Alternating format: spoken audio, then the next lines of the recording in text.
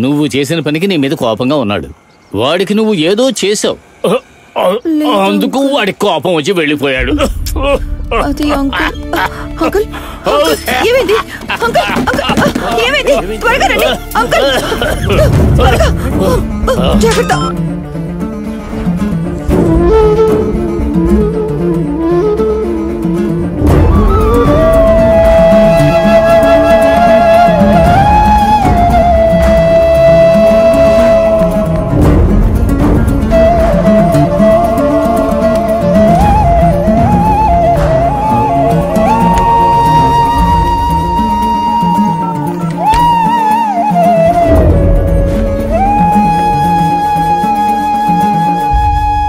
అన్నా నేను డీల్ చేస్తానుగా, ఇవ్వండి.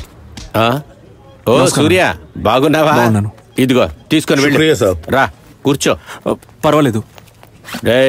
మన సూర్య వచ్చాడు కదా, తినటానికి ఏదైనా తీసుకురా. బిర్యానీ తింటావా? వద్దు. అంటే సార్ మా నాన్నకి. ఏమైంది మీ నాన్నకి?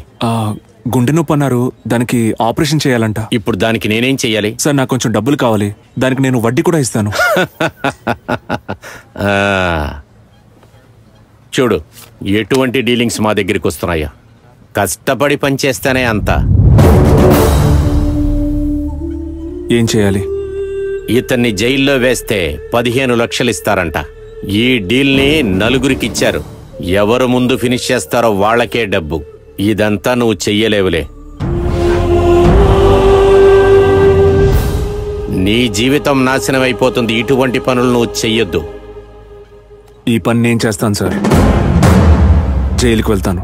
ఆగు ఆగు, ముందు నిన్ను జైలుకి పంపించాలిగా, దానికి నేను ఏర్పాటు చేస్తానుండు.